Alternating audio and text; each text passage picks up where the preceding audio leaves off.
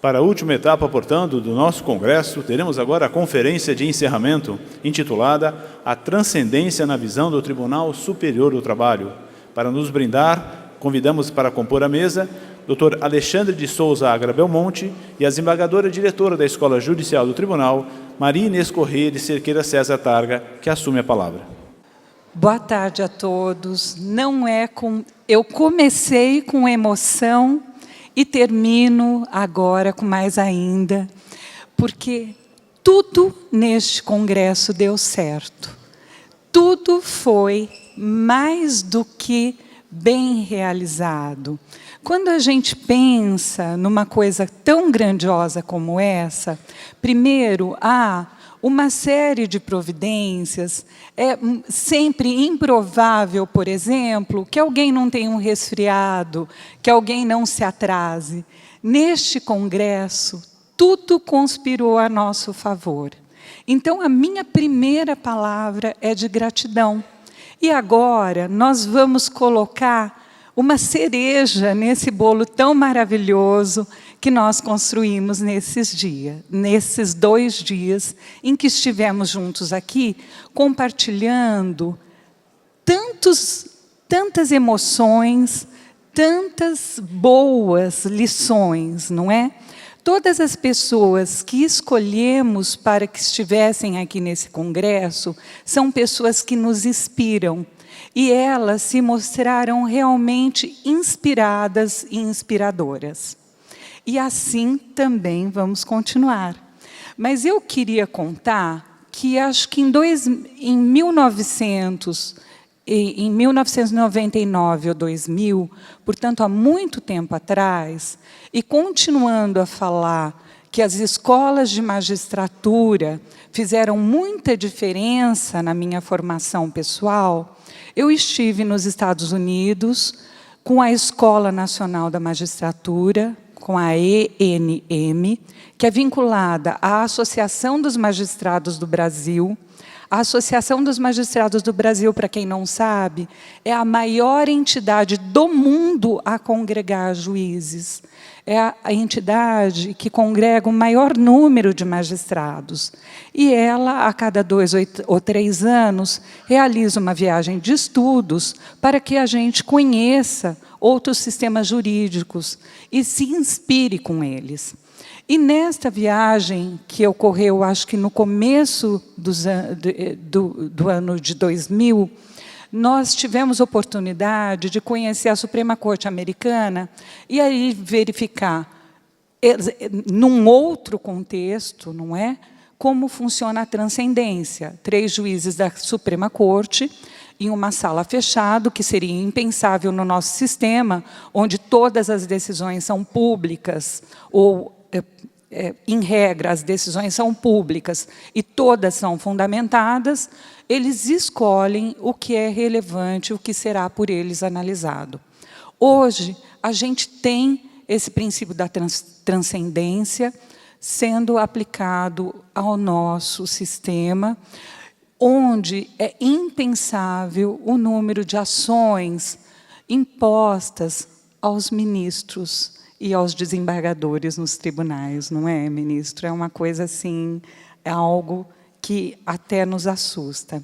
E para falar acerca da transcendência no Tribunal Superior do Trabalho, nós temos a honra de ter aqui o ministro Alexandre de Souza Agra Belmonte, que vai encerrar com chave de ouro esse nosso congresso, que é ministro do Tribunal Superior do Trabalho, doutor em Justiça e Sociedade e mestre em Direito das Relações Sociais, é especialista em Direito Privado Aprofundado, é vice-presidente de 2 academias, da Brasileira de Direito do Trabalho e da Nacional de Direito Desportivo, e é professor titular do mestrado do IESB. Está com a palavra, ministro. É muito grande a nossa honra em recebê-lo aqui.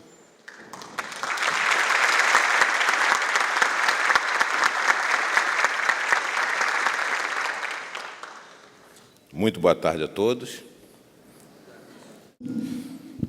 Uma honra participar deste 19º Congresso de Direito e Processo de Trabalho da 15ª Região. Parabenizo os organizadores, parabenizo a Escola Judicial na pessoa de sua diretora, a desembargadora Ana Inês, e a coordenação por ter escolhido no momento oportuno, o tema central, que é o futuro do contrato de trabalho. Precisamos pensar hoje as soluções para o futuro. Pensar nisso apenas no futuro corresponderia a pensar sobre o futuro no passado. Agradeço o convite feito pela desembargadora Ana Paula e também pelo desembargador Giordani.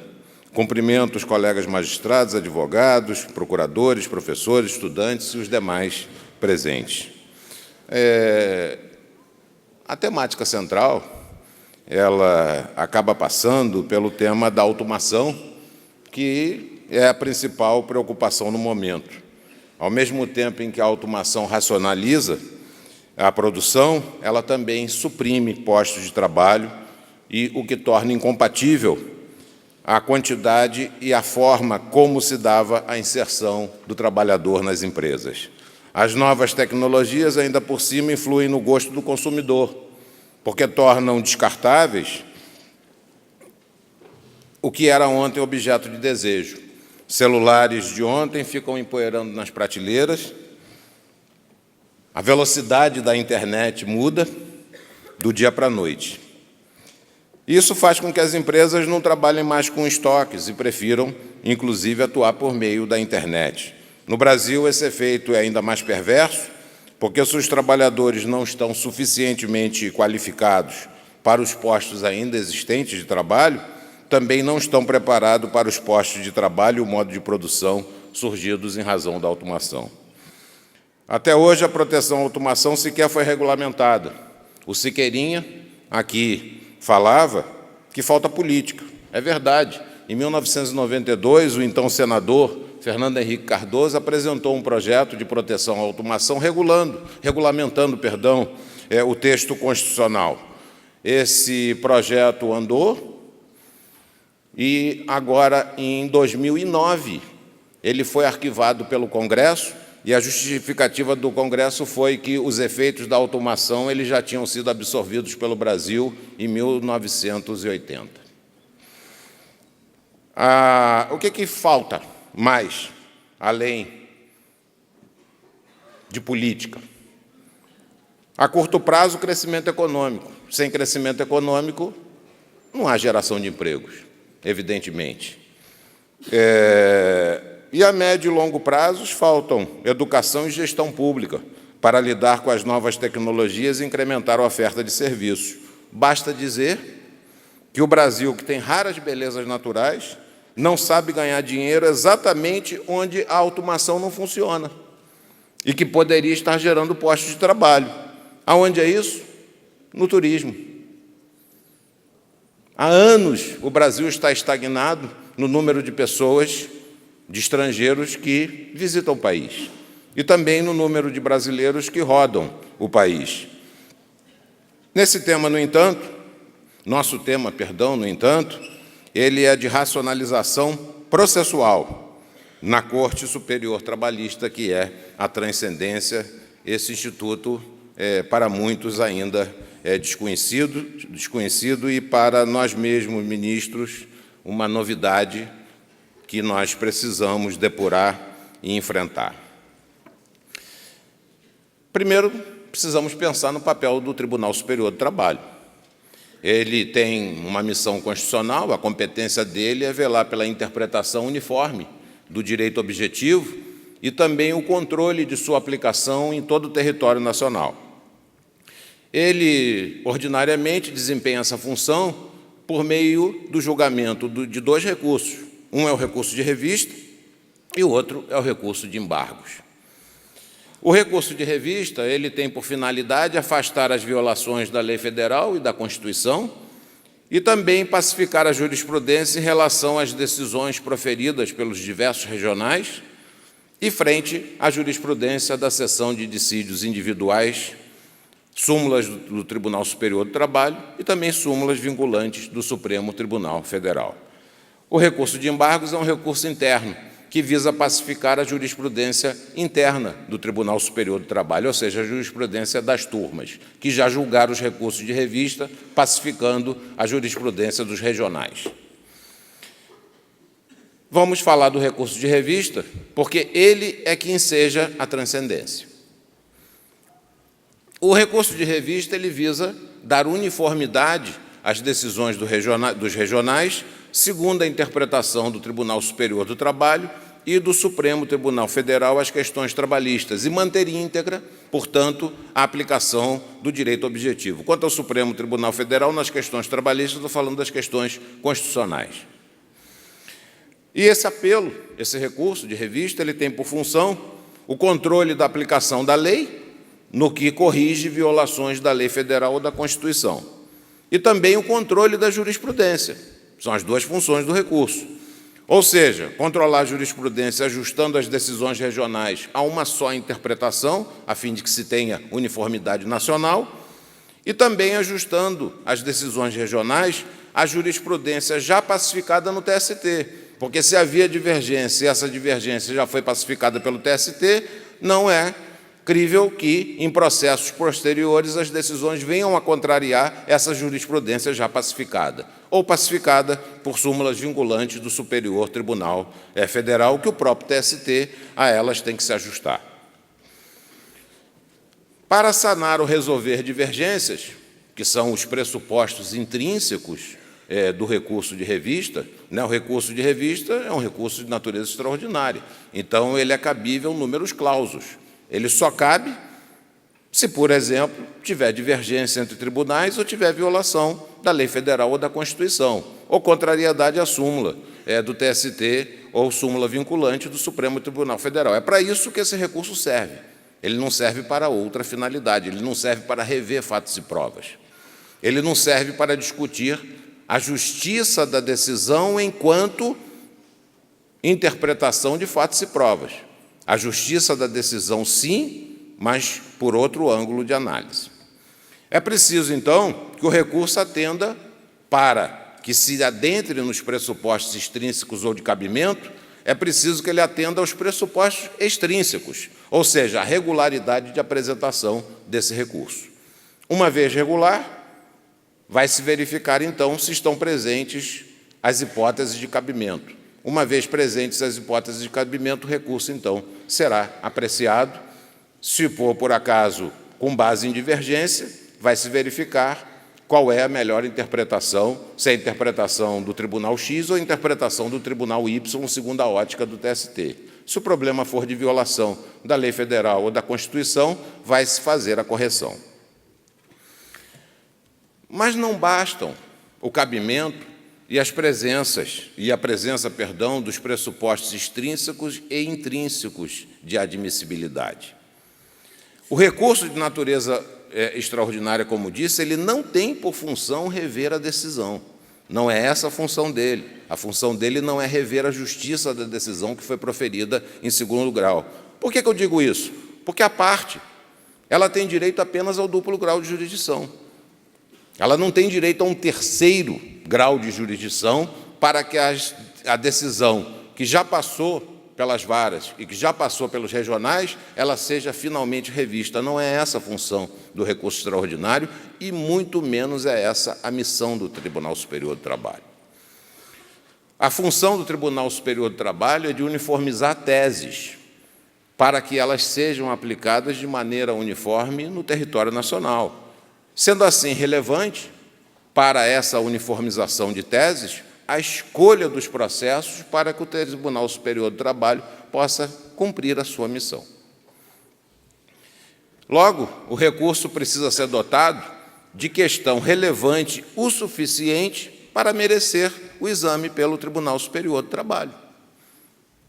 As questões trazidas no recurso, elas precisam transcender o interesse individual das partes, de forma a atender, entre outros, os indicadores econômicos, políticos, sociais e jurídicos quanto aos reflexos dessa decisão, que será, então, servirá de norte para todo o território nacional.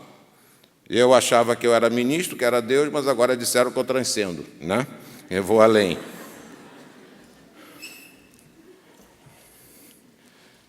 Então, se, por exemplo, a decisão atacada ela viola a lei federal, a Constituição e a jurisprudência simulada do TST ou súmula vinculante do Supremo Tribunal Federal, a causa tem relevância suficiente para merecer apreciação por oferecer transcendência de natureza política. Se a questão é nova, ainda não foi enfrentada pelo TST ou por algum dos ministros, também oferece transcendência, no caso jurídica. E para o exame da transcendência, então, é desnecessário que se exija a sua demonstração pelo recorrente, embora convenha ao recorrente fazê-lo.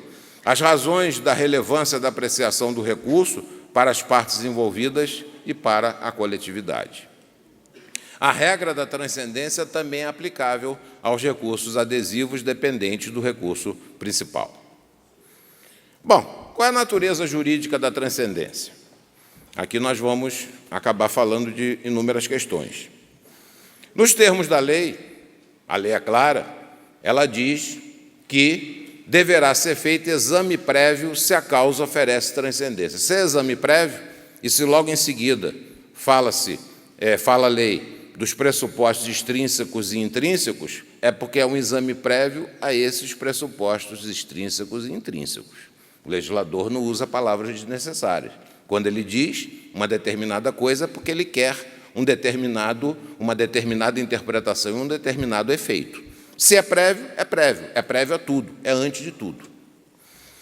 Logo, trata-se de um pressuposto processual, evidentemente extrínseco, né? Mas antecedente aos demais pressupostos extrínsecos e antecedente aos pressupostos intrínsecos. Ou seja, se passar pela transcendência, eu vou aos pressupostos extrínsecos. Se passar pelos pressupostos extrínsecos, eu vou, então, aos pressupostos intrínsecos. O exame da decisão para a verificação dos indicadores ele é meramente formal, ou seja, é um exame de relevância da questão. Nós já tivemos, de certa forma, isso no Brasil, chamava-se arguição de relevância. Nós já tivemos esse recurso, o recurso de arguição de relevância, ele era um pressuposto da demonstração da relevância para um eventual recurso extraordinário para o Supremo Tribunal Federal. Eu estou falando desse recurso, não foi porque eu li em livro, mas porque eu trabalhava como datilógrafo, existia essa profissão, né? Eu trabalhava como datilógrafo num escritório de advocacia, que era especializado em recursos extraordinários para o Supremo Tribunal Federal, e para cada recurso, antes do próprio recurso, tinha que se fazer a arguição de relevância, e eu ficava datilografando aquelas arguições de relevância. Eu tinha 14 anos na época. Ainda que se entenda pela transcendência capaz de levar à admissão do recurso, o critério de análise é um critério meramente objetivo, porque o exame posterior da questão poderá levar à constatação de aspectos peculiares que justifiquem a decisão proferida. Então, um aspecto formal, se é um aspecto formal, eu não tenho dúvida nenhuma de que se trata de um pressuposto extrínseco. A SDI 1 do Tribunal Superior do Trabalho, ela considerou inúmeros aspectos formais, se houve transcrição da decisão, se o trecho da decisão atacada ele questiona precisamente, ele aponta precisamente o pré-questionamento da matéria, e a seção de dissídios individuais, deve ser sabiamente, eu fiquei vencido, entendeu que isso daí é um pressuposto intrínseco do recurso. Eu já não sei mais o que é intrínseco, o que é extrínseco, eu já estou em dúvida a respeito de várias coisas, né? Eu olho uma pessoa por fora, está vestida de uma determinada maneira, então eu acho que é extrínseco. Agora, se eu for desnudar a pessoa, eu vou ver outras coisas, né? Eu acho que isso é intrínseco, né? O cirurgião também, ele vê o corpo da pessoa por fora, faz lá o seu diagnóstico, etc. e tal, e conclui, né, que realmente a pessoa tem que operar. E abre a pessoa, aquilo é intrínseco, eu não tenho dúvida nenhuma. Mas disseram que essa transcrição é uma coisa intrínseca, então eu me adequo a isso. Mas eu continuo achando que não. A transcendência pode ser, entre outros reflexos indicadores de sua verificação, ou seja, nada impede que outros indicadores possam ser constatados. Econômica, política, social, jurídica. A transcendência econômica ela se caracteriza, nos termos da lei, pelo elevado valor da causa. Na verdade, ela é dirigida nos termos da lei só ao empregador. Por que só ao empregador? Porque ela visa preservar a continuidade da atividade produtiva e a geração de empregos. É para isso. Ou seja, essa decisão ela tem um valor muito elevado, então, nesse caso, ela pode transcender no sentido de que aquela decisão, na repercussão dentro da empresa, pode fazer com que fechem as portas, com que pare a produção e os empregos, nesse caso, sejam extintos. E isso tem que ser visto de uma forma bastante flexível, porque se for a padaria do seu Joaquim com 2 empregados, o alto valor da causa, que corresponderia ao alto valor da condenação, pode fechar as portas do seu Joaquim. Então, é um critério variável. Não adianta dizer que é 40 salários mínimos, que são 50 salários mínimos, que é isso, que é aquilo, porque o critério é variável. Tem que ser verificado caso a caso. Valor da causa deve ser interpretado como o valor da repercussão econômica da decisão, ou seja, da condenação, considerados o pleito, aquilo que está sendo postulado, porque pode ser que sejam 800 pessoas. O valor da causa em relação a 800 pessoas, se fragmentado, não quer dizer nada. Mas aquele alto valor pode se justificar porque tem muita gente demandando. E o porte econômico da empresa, ou seja, se a empresa tem capacidade para suportar uma condenação dessa natureza com alto valor. O critério é aberto, como eu disse, vou dar um exemplo. O artigo 223G, no parágrafo 1º, 4º da CLT, estabelece que o máximo de indenização, ainda que eu não concorde, ainda que eu considere isso inconstitucional, está valendo enquanto não for assim declarado, é 50 vezes o salário do trabalhador para a composição dos danos extrapatrimoniais. Então, se a causa, a condenação, superar esses 50, é um critério que tem que ser apreciado, que tem que ser avaliado. A transcendência política, o que seria ela? É o desrespeito da instância recorrida à jurisprudência sumulada do Tribunal Superior do Trabalho ou do Supremo Tribunal Federal, diz a lei. Pensamos que também justificam a transcendência outros desrespeitos. Por exemplo, o desrespeito a orientações jurisprudenciais da subseção de dissídios individuais 1. Afinal de contas, se por meio do recurso de embargos o Tribunal Superior do Trabalho pacificou questão interna entre turmas, e essa pacificação ela decorre de uma divergência que havia entre tribunais regionais, está superada a questão. É para isso que serve o Tribunal Superior do Trabalho, para pacificar a jurisprudência. Se está pacificada a jurisprudência e aquela é a tese que foi emitida, não se justifica que decisões do Tribunal Regional, decisões do próprio TST ou decisões de varas, elas contrariem essa pacificação. Então, evidentemente, a transcendência política abrange também as orientações jurisprudenciais. As teses firmadas em incidentes de recursos repetitivos e incidentes de assunção de competência. Porque essas teses, elas são tão obrigatórias, tão vinculantes nos termos da lei, que, inclusive, cabe reclamação se, por acaso, houver desrespeito, houver contrariedade a essas teses. Então, como é que eu vou dizer que não há transcendência política quando a decisão que vem do regional, ela contraria aquelas teses firmadas em incidente de recurso repetitivo ou incidente de assunção de competência? Por outro lado, também, a jurisprudência pacífica, notória e reiterada, da seção de dissídios individuais, ainda que não estejam elas inscritas, veiculadas em orientações jurisprudenciais, porque aquela jurisprudência é a jurisprudência que está sendo seguida.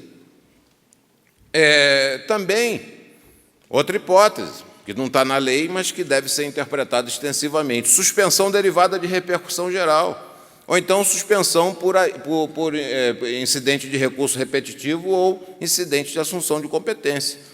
Isso daí vai fazer acender o sinal vermelho do ministro, entendendo que essa causa ela tem transcendência política. Por quê? Se o Supremo Tribunal Federal entendeu que aquela questão é relevante o suficiente para suspender todos os processos, porque ele vai analisar e vai decidir como que aquela questão vai ser aplicada, como é que eu vou entender que não há transcendência? Tanto há que o Supremo suspendeu tudo. A mesma coisa nos incidentes de recursos repetitivos ou incidentes de assunção de competência, quando o Tribunal Superior do Trabalho manda suspender todas as ações, todos os recursos relacionados a essa questão, porque ele precisa definir a tese para poder liberar, então, para que os regionais possam decidir a respeito daquela matéria e as varas decidam também a respeito daquela matéria de maneira uniforme, conforme a tese estabelecida pelo Tribunal Superior do Trabalho. Então, se é uma questão dessa natureza, que está vinculada, por exemplo, se há acumulação de adicional de periculosidade ou de insalubridade, se é possível essa acumulação, é uma questão que está submetida a incidente de assunção de competência. É uma questão relevante. Se é uma questão relevante e ela pode gerar um desrespeito, nesse caso, há transcendência política para sua apreciação. Transcendência social, nos termos da lei, postulação de direito social assegurado na Constituição Federal, desrespeitado na decisão recorrida. Se o ministro verifica que está sendo postulado um direito dessa natureza e que foi desrespeitado na decisão que está sob sua análise, é porque há uma transcendência social. Se os pressupostos extrínsecos de apresentação do recurso, ou se os pressupostos intrínsecos de cabimento estão ou não atendidos, é coisa que será verificada numa etapa posterior. Por enquanto, numa etapa prévia, numa etapa antecedente, meramente formal, ele vai verificar que aquele direito social foi desrespeitado na decisão recorrida e que, por isso, há transcendência. Ou não. É aplicável somente ao trabalhador, né? Porque a lei diz que é assim. Não deveria ter dito, mas ela diz que é, embora não devesse. Porque é aplicável também à empresa, mas o legislador diz que não. Por que é aplicável à empresa? Porque as pessoas jurídicas também são detentoras de direitos fundamentais. Quem foi que disse que não? Marca, imagem, segredo empresarial, segredo das comunicações, direitos da personalidade. Os direitos da personalidade, eles não dizem respeito apenas à pessoa natural, dizem respeito também à pessoa física. Não todos, lógico, evidentemente, né? O direito à vida, por exemplo, o direito à integridade física, a não ser que nós pensemos nisso de uma forma romântica, né? Que a empresa tem direito à vida no sentido figurado. Mas elas são detentoras de direitos fundamentais e, portanto, titulares de direitos socialmente previstos. Por exemplo, a autonomia privada coletiva. A empresa faz uma determinada negociação com o sindicato da categoria profissional e depois vem uma decisão dizendo que aquela negociação que fez não vale, embora ela esteja constitucionalmente assegurada, constitucionalmente prevista. Negociação coletiva não é um direito do trabalhador, mas também é um direito das empresas. Também é um direito das empresas de negociarem. Ainda mais no Brasil, onde existe sindicato de empregador, né? Abrange na execução, por exemplo, terceiros de boa-fé. O bem de família não está lá na Constituição? Alguém tem dúvida de que é um bem social? De que é um direito de natureza social? Então, como é que eu vou dizer que é só direito, transcendência social é só relacionado ao trabalhador? Não, não é, não. O terceiro, que o oficial de justiça bate lá na porta e apresenta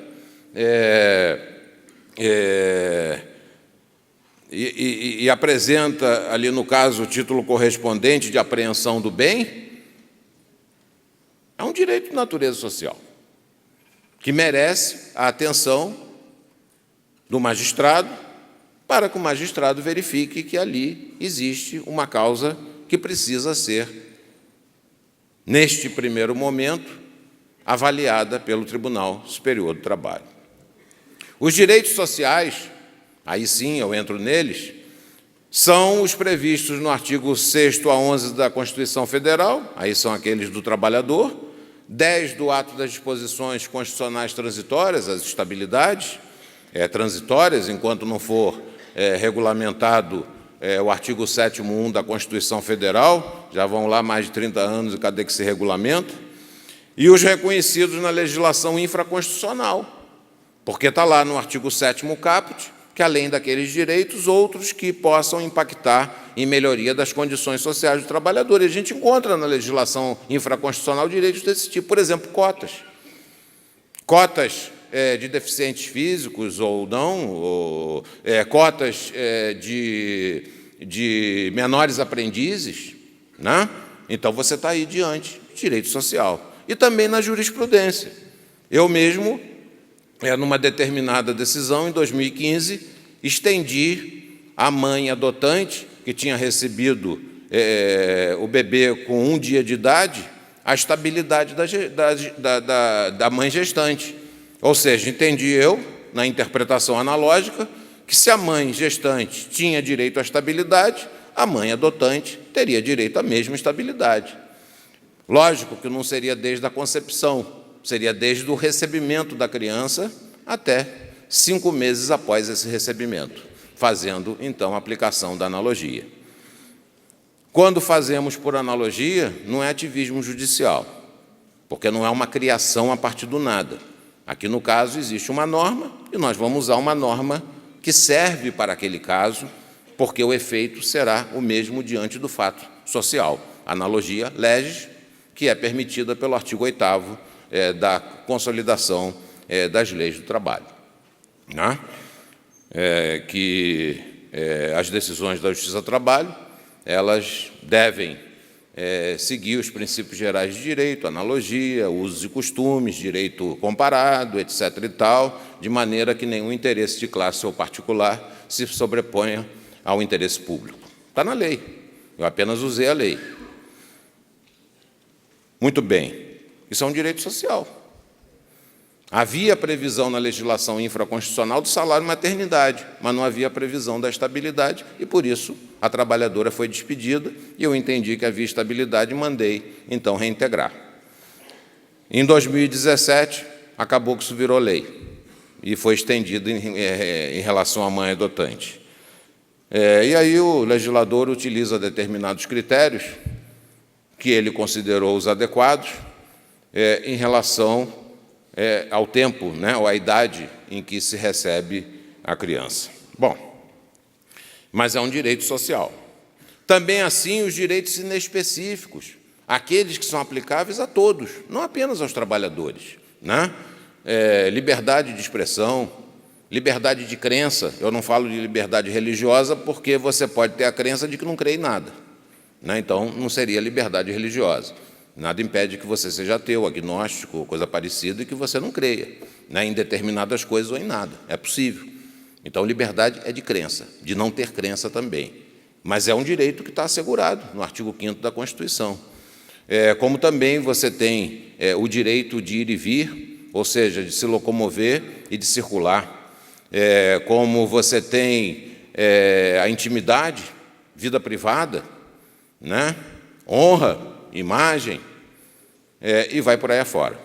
Então, esses direitos que estão no artigo 5º, que são aplicáveis não apenas ao trabalhador, mas a todos, evidentemente que, quando aplicado nas relações de trabalho, eles se tornam direitos sociais. São direitos fundamentais e inespecíficos que se tornam sociais na aplicação dentro das relações de trabalho. Então, tem transcendência social? Tem. A transcendência jurídica, essa talvez seja a mais fácil de todas, né? Porque a existência de uma questão nova, inclusive processual, em torno da interpretação da legislação trabalhista. Trata-se de uma nova questão, que eu ainda não apreciei, ou trata-se de uma nova questão que sequer o Tribunal Superior do Trabalho apreciou. É tão importante isso, essas questões novas, que pela repetição ou pela relevância, podem inclusive ser objeto de afetação através de incidente de recurso repetitivo ou então de incidente de assunção de competência. Então, evidentemente, essa questão, pela relevância jurídica, por ser nova, ela transcende e, nesse caso, pode ser muito bem reconhecida pelo Tribunal Superior do Trabalho, essa transcendência.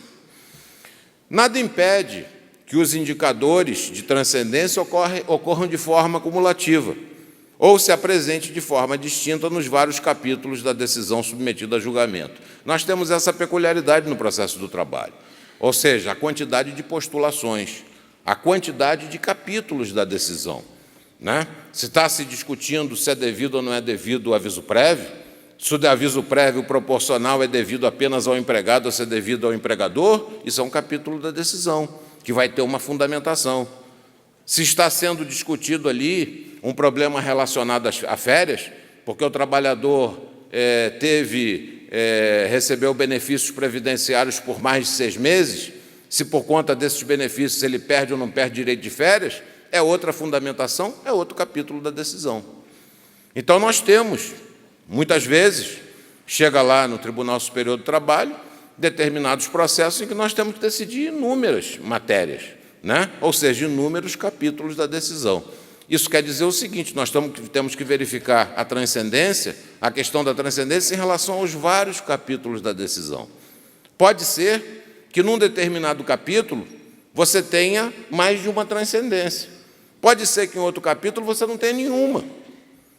Pode ser que em outro capítulo você tenha um indicador de transcendência. Então, isso tem que ser verificado em relação a cada capítulo. Então, a transcendência nada impede que ela seja aplicada no processo do trabalho de forma cumulativa. Se fosse na justiça comum, seria mais fácil. Nós vamos resolver uma questão relacionada à locação, ponto. Vamos resolver uma questão relacionada à reintegração de posse, ponto. É muito mais fácil. Aqui é mais difícil. Alega-se que a transcendência faz o Tribunal Superior do Trabalho perder a sua função corretiva de violação da lei e também a sua função de uniformização da jurisprudência, que isso é um tiro no pé que vai fazer com que o Tribunal Superior do Trabalho ele acabe, né? Na verdade, se o relator verificar o desrespeito da instância recorrida a uma jurisprudência já sumulada do Tribunal Superior do Trabalho ou do STF, ao qual o próprio Tribunal Superior do Trabalho se queda, ele vai reconhecer a transcendência e a função uniformizadora estará preservada. Ou seja, estará o TST, num caso como esse, atuando na sua verdadeira função. Também assim, obrigado, ao constatar violações da lei federal ou da Constituição Federal, ele constatando, e os reflexos que essa violação pode trazer autorizam o relator a reconhecer a transcendência. Estará o Tribunal Superior do Trabalho cumprindo a sua missão.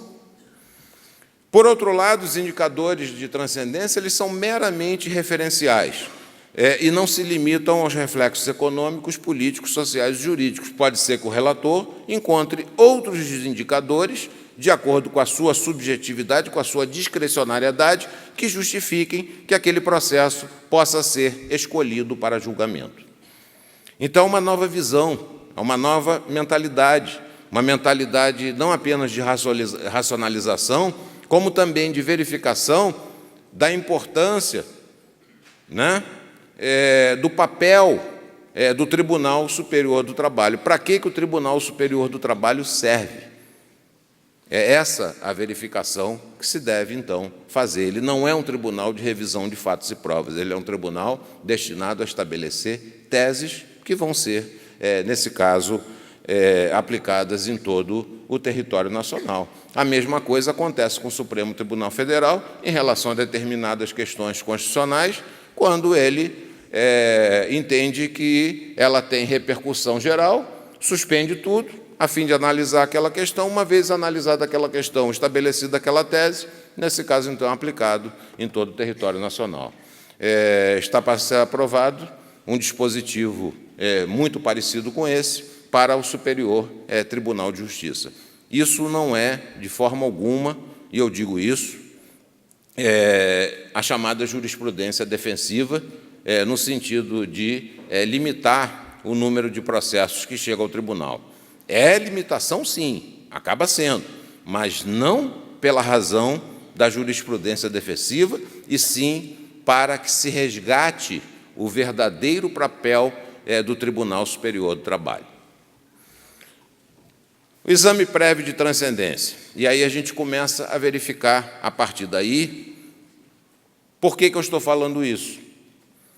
Diz o artigo 896A, exame prévio se a causa oferece transcendência quanto aos reflexos gerais, entre outros, nada impede que sejam só aqueles, de natureza econômica, política, social ou jurídica. Evidentemente, com relação aos recursos interpostos na vigência da reforma trabalhista, Lei 13.467, de 2017. Bom, o que vai fazer, então, o relator? Não sendo questão nova, não sendo questão de alto valor econômico, não sendo questão que envolva direito social assegurado pela Constituição Federal, e estando a decisão recorrida em conformidade com a jurisprudência da Corte, para que essa questão vai ser analisada pelo TST? O que justifica o exame de uma questão dessa pelo Tribunal Superior do Trabalho, se isso já foi verificado pela Vara e se isso já foi verificado pelo Tribunal Regional do Trabalho? Ou seja, já foi dada a decisão e a decisão foi revista pelo Tribunal Regional do Trabalho. Então, não é questão nova, não impacta, não envolve um direito social e, muito menos, essa decisão está em desconformidade com a jurisprudência do Tribunal Superior do Trabalho, ou seja, ela está conforme a jurisprudência. Vai analisar esse processo para quê? A não ser para perda de tempo, para o pobre do trabalhador ficar esperando o crédito dele durante anos a fio, porque o processo tem que passar por determinadas instâncias até poder enfrentar o outro calvário que vem depois, que é o calvário da execução. A causa não oferecerá, então, transcendência, podendo o relator denegar monocraticamente seguimento ao recurso. Não importa o atendimento dos pressupostos extrínsecos e intrínsecos, nem serão apreciados. Ou seja, esse exame prévio demonstra que a causa não merece a apreciação do Tribunal Superior do Trabalho. Há ministros que equiparam os óbices processuais à ausência de transcendência. Há ministros que prejudicam o exame da transcendência em razão dos óbices processuais.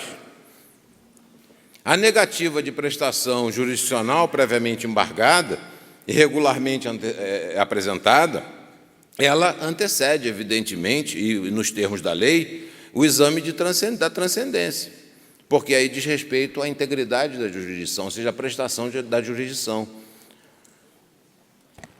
Foi dada a decisão, o acórdão, pelo Tribunal Regional. Apesar da parte ter embargado que houve omissão, o Tribunal Regional do Trabalho permanece silente ou se recusa a analisar aquela omissão. A questão chega, então, ao Tribunal Superior do Trabalho, e a parte recorrente apresenta uma negativa de prestação jurisdicional, dizendo, olha, eu submeti isso a julgamento e esse julgamento não foi feito. Ou, pelo menos, não foi feito de acordo com o ângulo que eu pedi que analisasse, aquele ângulo não foi apreciado. Se eu não mandar baixar para que se complete a jurisdição, como é que eu vou saber se, em relação àquele capítulo da sentença, vai haver ou não transcendência? Pode ser que o Tribunal Regional, completando a jurisdição, como mandado pelo Tribunal Superior do Trabalho, aflore dali uma questão jurídica, uma questão política, uma questão social ou uma questão econômica que demande ou não demande transcendência. Então, o exame da negativa de prestação jurisdicional, no meu entender, por se tratar da integridade da jurisdição, ele antecede essa questão da transcendência, a não ser, e aí é uma avaliação também que o ministro faz, o relator, porque ele pode fazer isso monocraticamente, avaliar se essa omissão influi na questão transcendental. Porque pode ser que essa omissão só possa, daí, decorrer a decisão X ou a decisão Y, e que nenhuma daquelas decisões X ou Y vá impactar em termos jurídicos, em termos sociais, em termos econômicos ou em termos políticos, e, nesse caso, então, ele pode apreciar. No tocante às transcendências social, direito social assegurado na Constituição, dentro daquela visão que nós vimos, e jurídica, questão nova, a ensejar a interpretação da legislação trabalhista, pode ocorrer o fenômeno da transcendência reflexa. O que vem a ser isso? que a decisão do caso concreto, pela originalidade e importância, já falei sobre isso, poderá afetar outros processos, como jurisprudência paradigma e até ensejar incidente de assunção de competência. Bom, aí vem as questões. Como é que nós vamos analisar, então, esse problema da transcendência? Pode o relator, sozinho, ele, relator, denegar monocraticamente segmento total ou parcial ao recurso de revista, que não demonstrar transcendência. Ele pode entender que há transcendência em relação aos capítulos X e Y e que não há transcendência em relação aos capítulos A e B. Então, ele não admite o recurso em relação a esses dois capítulos e manda para julgamento apenas os outros dois. Como ele pode entender que a causa por inteiro, que ali está diante dele, não oferece nenhum dos quatro indicadores de transcendência. E ele também não achou nenhum outro indicador que pudesse merecer, nesse caso, a admissão do recurso. Da decisão proferida, total ou parcial, de não admissão do recurso por falta de transcendência, se for uma decisão proferida em recurso de revista, cabe agravo, então, para o colegiado, a fim de que o colegiado reaprecie aquela questão que foi apreciada monocraticamente apenas pelo relator.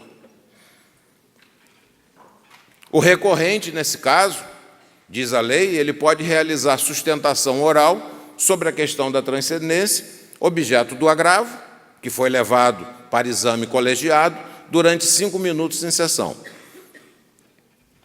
Mantido o voto pelo colegiado agora, porque antes, nesse caso, foi dada a decisão monocrática apenas pelo relator, mantido o voto quanto à não transcendência do recurso, será então lavrado acórdão com fundamentação sucinta, que constituirá decisão irrecorrível no âmbito do tribunal. Assim diz a lei em relação agora. Ok, será recorrível no âmbito do tribunal.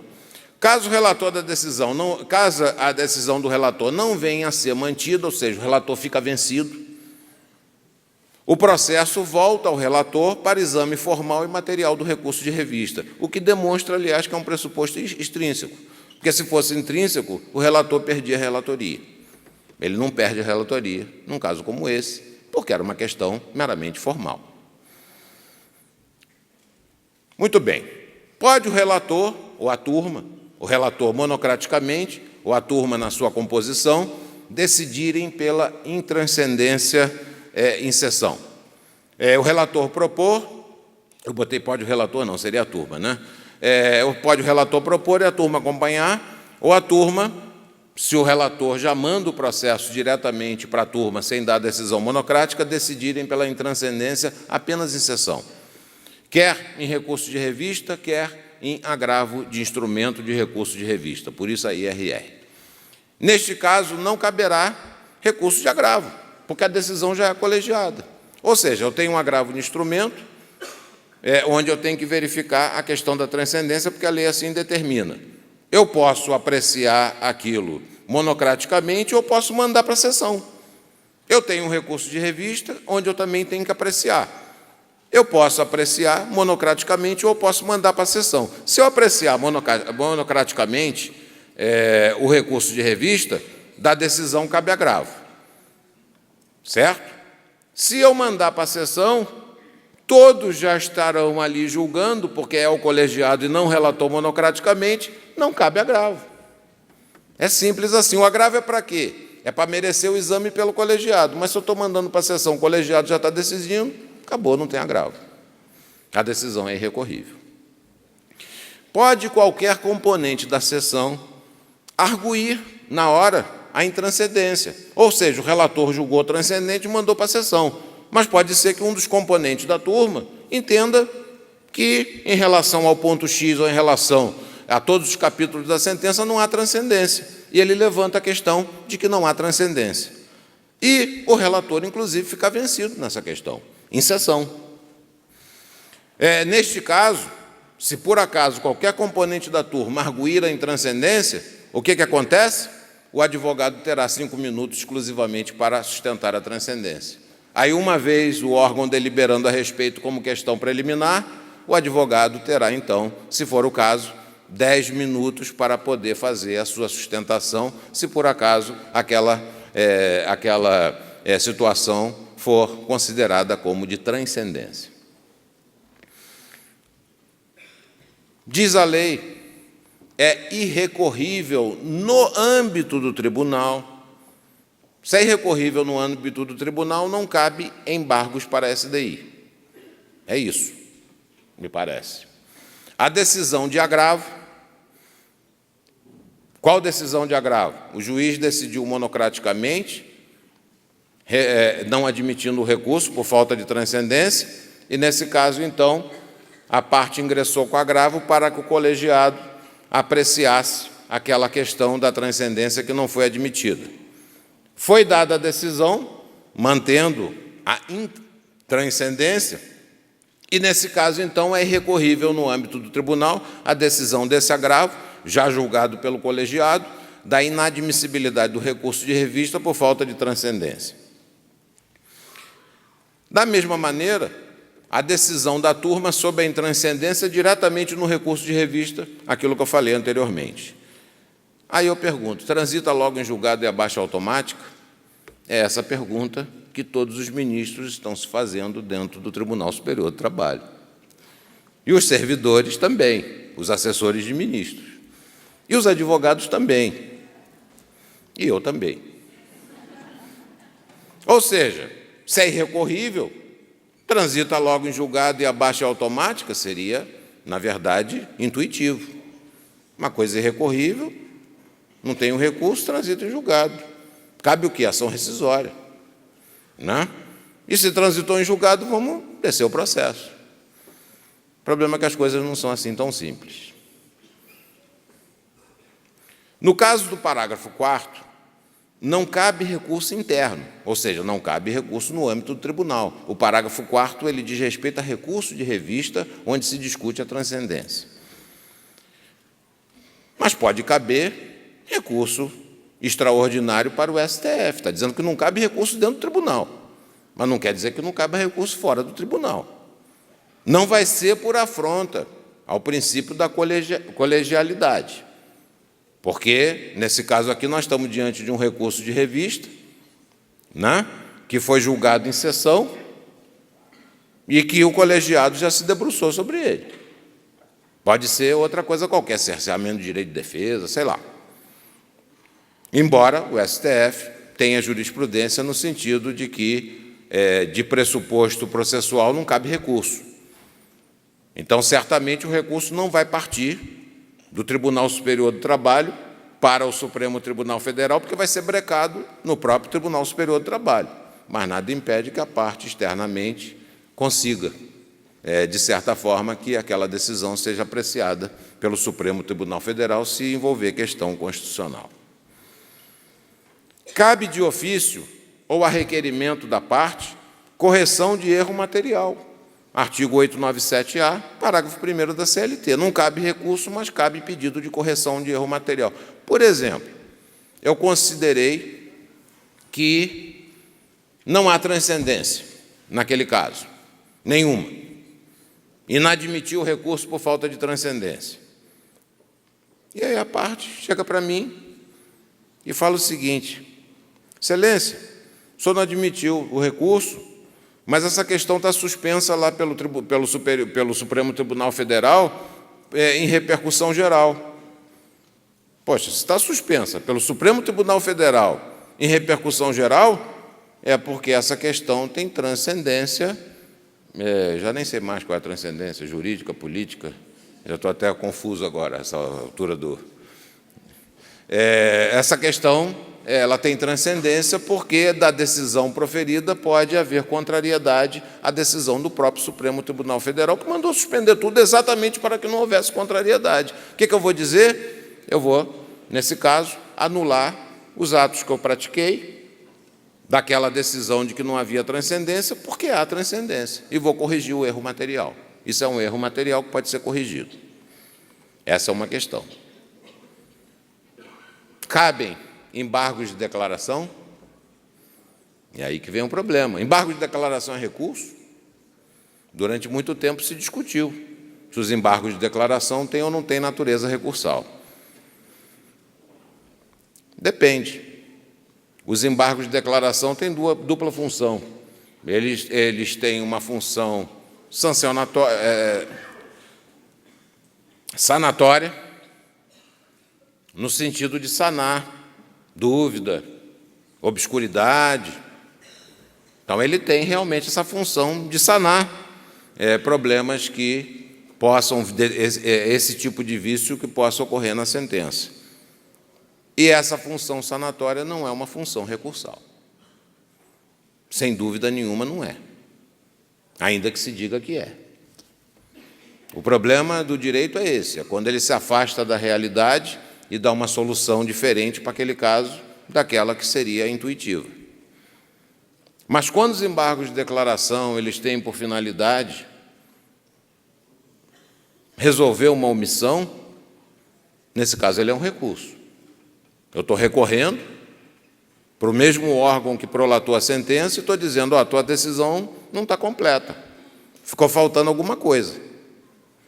É um vício a ser sanado, mas é um vício que pode importar em modificação da decisão anteriormente proferida. E, nesse caso, tem natureza de recurso, porque vai alterar a decisão. Ela não vai apenas esclarecer a decisão não vai apenas ficar do jeito que estava esclarecida. Ela vai ser uma nova decisão, vai ter um complemento de decisão, que pode importar na improcedência ou na procedência. Aí é recurso.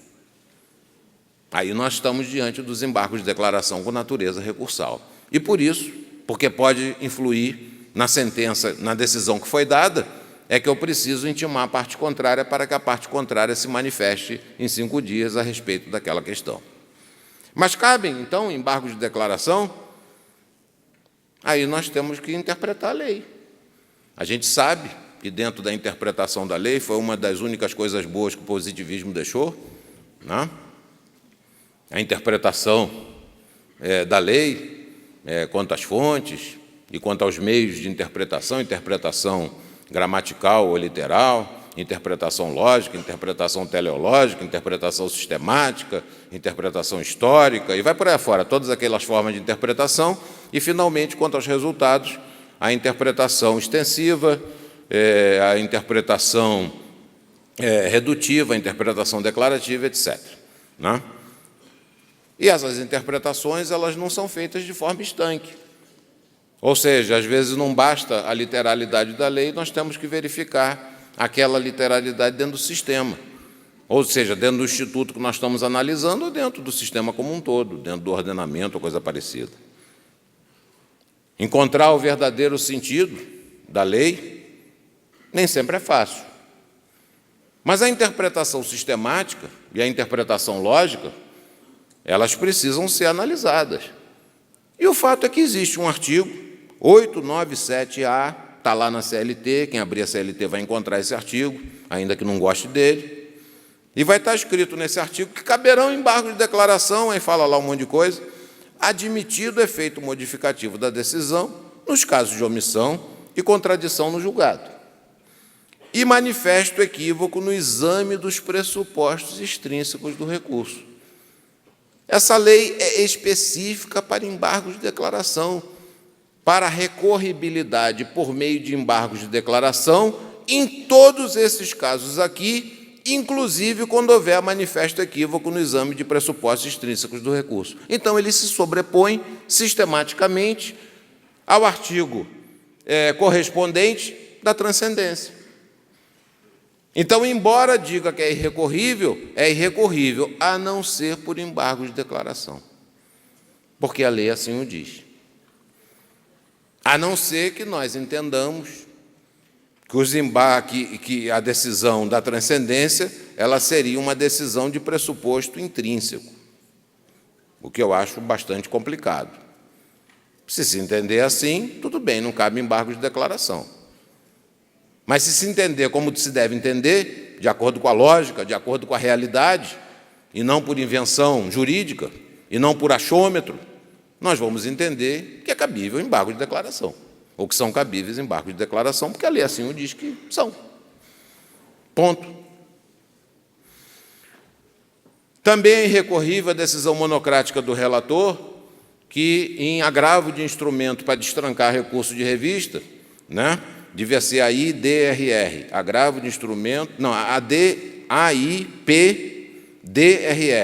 agravo de instrumento para destrancar recurso de revista. Às vezes a gente encontra terceiros depois vem a IRR e por aí vai. Às vezes o troço é tão grande que nem dá na folha. Mas está lá. Aí a IRR é considerar ausente a transcendência da matéria. Aqui é o artigo 5º. Parágrafo 5º. Parágrafo 4º é uma coisa, parágrafo 5º é outra. Se fosse a mesma coisa, não precisava de 2 parágrafos. Tem um dizendo uma coisa, tem outro dizendo outra. No parágrafo 4º está dizendo que a decisão é irrecorrível no âmbito do tribunal. No parágrafo 5º não diz. Diz só que é irrecorrível. Não está falando que é irrecorrível no âmbito do tribunal. Por que o legislador fez de um jeito no parágrafo 4º e fez de outro jeito no parágrafo 5º? Porque está tratando de 2 recursos diferentes. No parágrafo 4º está tratando do recurso de revista e no parágrafo 5º está tratando do agravo de instrumento em recurso de revista. Uma coisa é uma coisa, outra coisa é outra coisa. Sendo irrecorrível, faço a mesma pergunta que eu fiz antes. Transita imediatamente julgado e a baixa automática? Neste caso, diferentemente do parágrafo 4º, a lei não diz não caber recurso no âmbito do tribunal. Então, cabe recurso extraordinário para o STF. Agora sim, por eventual afronta ao princípio da colegialidade ou do direito de defesa. Pode caber esse recurso extraordinário. Por que quanto ao princípio da colegialidade? Porque aqui o relator decidiu monocraticamente. E não foi ao colegiado. Cabem embargos de declaração na sua função esclarecedora. E, em caso de omissão, também. Pelos motivos a que eu já me referi. A súmula 353, no entanto, que poderia servir de parâmetro, etc., é aquela súmula, porque dos agravos de instrumento não cabe, das decisões proferidas em agravo de instrumento, esquece a transcendência, não cabe recurso de embargos para a SDI. Mas diz a súmula 353 que, excepcionalmente, pode caber, né? De agravo, aliás, que excepcionalmente pode caber, nas hipóteses que ali elenca. Mas me parece que não serve de parâmetro quando a decisão não for colegiada. E lá está se falando exatamente dessa hipótese. Se for colegiada, o parágrafo 4º do artigo 896 diz que não cabe recurso no âmbito do tribunal e o parágrafo 5º trata de decisões monocráticas em IRR. O juízo de admissibilidade do recurso de revista, exercido pela presidência dos Tribunais Regionais do Trabalho, limita-se à análise dos pressupostos extrínsecos e intrínsecos do apelo. Ou seja, não abrange, por força de lei, o critério da transcendência. Isso daí é um exame que vai ser feito exclusivamente pelo Tribunal Superior do Trabalho, como um tribunal que não é apenas jurídico, mas também político. Não cabe recurso da decisão que reconhece a transcendência por se tratar o exame, então, de iniciativa e ato privado ou privativo do Tribunal Superior do Trabalho. Bom, e aí vem, então, a última pergunta. Cabem ação rescisória e mandado de segurança contra a decisão transitada em julgado, que não admitiu o recurso por falta de transcendência, de acordo com a SDI, a subseção de dissídios individuais 2, que tem por função apreciar as ações rescisórias, mandados de segurança, conflitos de competência, e eu digo, acrescentando as ações anulatórias também, porque algumas que eram rescisórias passaram, então, a ter o exame pelo CPC novo como ação anulatória, não há direito ilíquido certo ou abuso de autoridade que justifiquem um mandado de segurança. A ação rescisória cabe. Trata-se de uma ação contra uma decisão transitada em julgado. Aí muita gente, mas por que ação rescisória? Sei lá. Eu sei lá Se o ministro estava macomunado com o advogado e por isso considerou que não era transcendente, isso não é motivo de rescisória? Está lá na lei. Eu sei lá se houve erro de fato. O juiz considerou um fato existente que não existia ou considerou um fato inexistente que existia. Eu sei lá. Sei lá se tem um documento novo que vai mudar toda a história do processo. É lógico que cabe ação rescisória contra a não transcendência. É uma questão processual, mas é uma questão processual terminativa do processo que transita em julgado e, por isso, cabe ação rescisória. Quanto à decisão que transita em julgado, aí vem o problema. A atacável será a decisão regional ou será a decisão do relator que não admitiu o recurso? É complicado. Se nós entendermos que se trata de um pressuposto processual extrínseco e que aquela decisão é uma decisão meramente formal e que nesse exame perfunctório que é feito é apenas verificado se a causa transcende ou não transcende, não vai haver substituição da decisão proferida pelo regional pela decisão proferida pelo TST. O TST está apenas barrando aquele processo. Ele não está emitindo nenhum juízo de valor. Está preservando a decisão do regional. Está dizendo o seguinte: olha, não vou julgar esse processo, porque esse processo julgado pelo Tribunal Regional do Trabalho, ele não agride a lei, não faz isso, não faz aquilo, então não vou apreciar. Essa decisão, então, não é substituída pela decisão do TST. Nesse caso, então, ou direcionamento ou alvo, seja lá o que for, essa decisão é que vai ser, a decisão do regional é que será a decisão atacável em ação rescisória. Mas, felizmente, o novo Código de Processo Civil, toda vez que existe um erro quanto à identificação da sentença, da decisão a ser atacada, ele manda, então, que esse erro seja corrigido de forma a aproveitar a jurisdição e evitar o que acontecia antes, que era simplesmente por erro de alvo o processo ser extinto, e extinto acabava se operando a decadência, o sujeito não podia entrar com a questão novamente. Mas, se houver exame dos pressupostos extrínsecos ou intrínsecos como componente da decisão de intranscendência, chamei ontem a atenção para o ministro Ives sobre isso, a questão será a questão a ser avaliada. Como eu disse, há ministros que integram na questão da transcendência esse problema dos pressupostos extrínsecos e intrínsecos, dizendo que, por falta de pressuposto extrínseco ou intrínseco ou coisa parecida, que, nesse caso, a causa não transcende. Se ele fizer isso, está substituindo a sentença. Está substituindo a decisão. Aí vai passar a ser uma decisão do Tribunal Superior do Trabalho. E a ação rescisória vai ser contra essa decisão.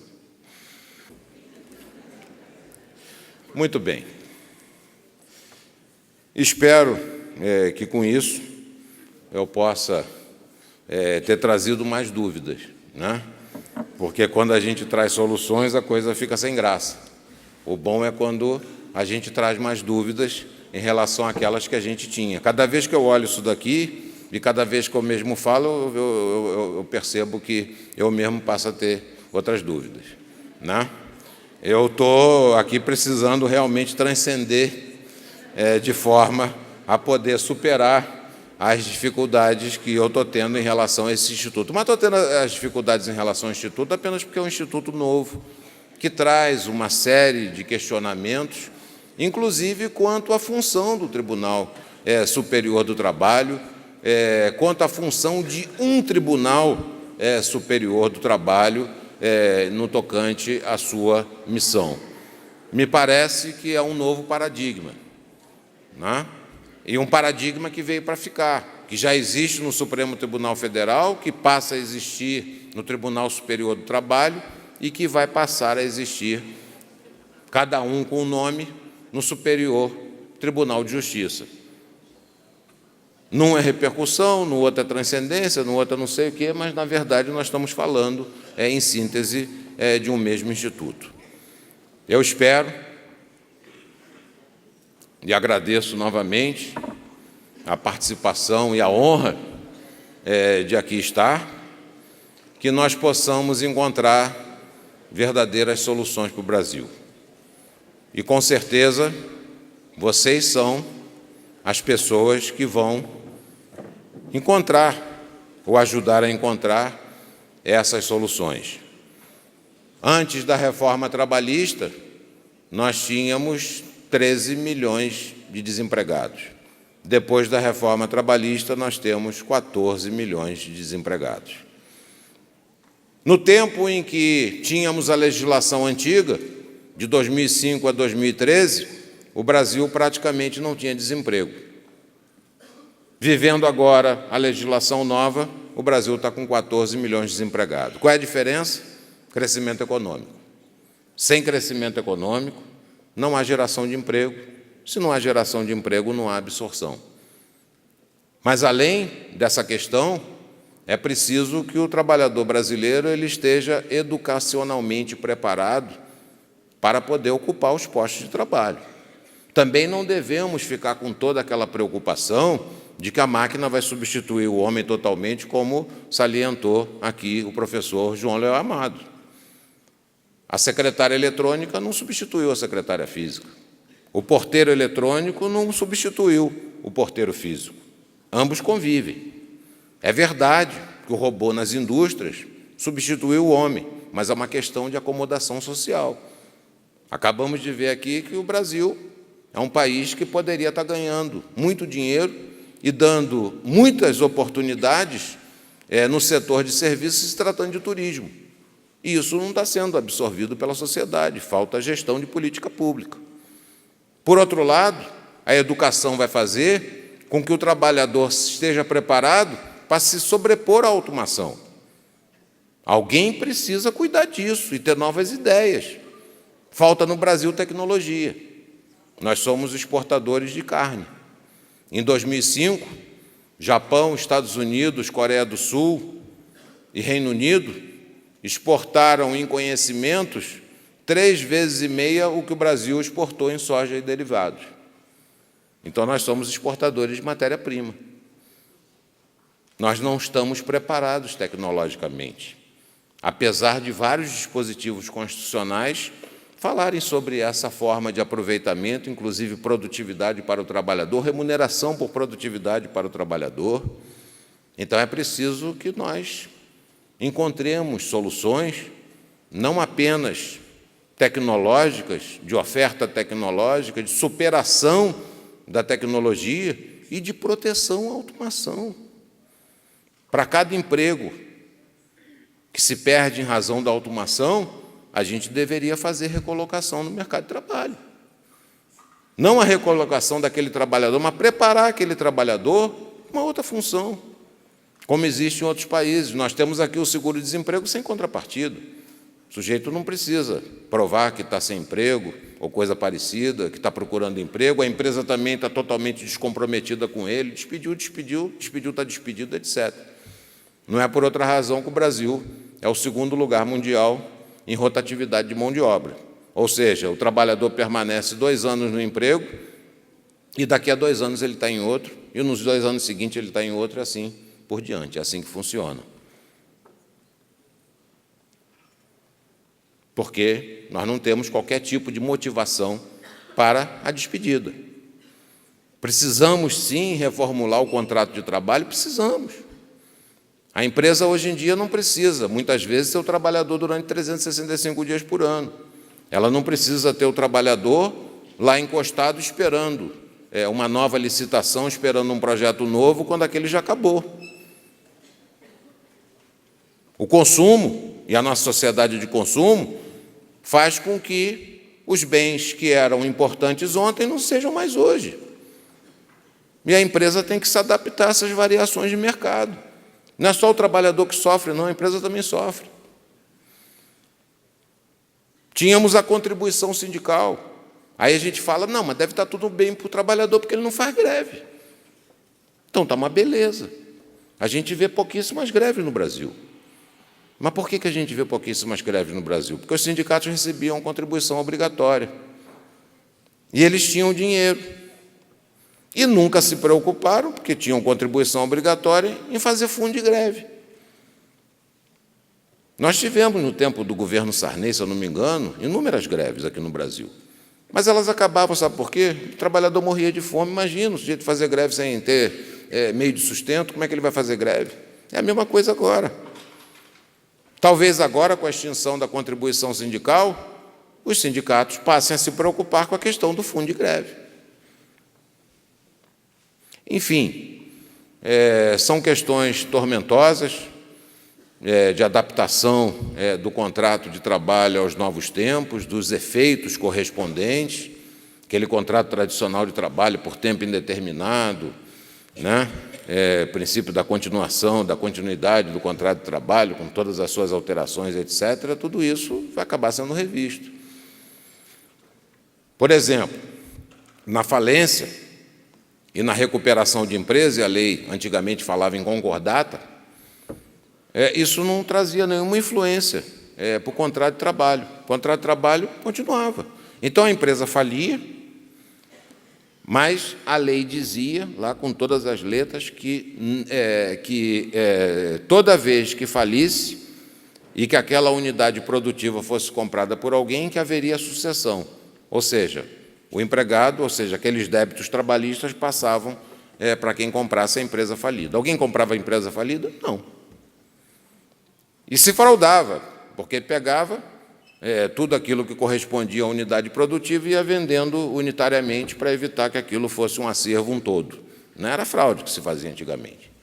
Bom, mas então o trabalhador tinha proteção? Tinha, mas ele acabava não recebendo nada da empresa falida. Em 2005, em pleno governo Lula, veio a Lei 11.101, de proteção, né, de regulação, a nova Lei de Regulação de Falência e Recuperação de Empresas, mudando o nome, então, que era de concordata, em relação à recuperação judicial, e disse o seguinte: toda vez que vender ativos dessa forma, não vai haver sucessão. Os trabalhadores gritaram: acabou minha proteção. Não acabou, não. Porque agora, quando vende a empresa falida, porque interessa, porque não vai haver sucessão, então qualquer um pode comprar, entra dinheiro, indeniza os trabalhadores. É outra forma de proteção. Então, o que nós precisamos encontrar é isso. Outras formas de proteção para o trabalhador. Não tenho dúvida nenhuma de que trabalho autônomo e trabalho subordinado, eles vão acabar chegando a um denominador comum. Ou seja, vai aumentar a proteção ao trabalhador autônomo e a proteção ao trabalhador subordinado não necessariamente vai diminuir, mas vai ter um outro ângulo de visão, um outro ângulo de proteção, ou seja, novos paradigmas. O direito do trabalho está precisando exatamente isso, enxergar novos paradigmas. Não adianta mais a gente ficar preso a situações do passado, porque o mundo mudou. O mundo não é mais o mesmo, o mundo é outro. E a gente precisa se adaptar a um novo mundo, né? O admirável mundo novo. Muito obrigado.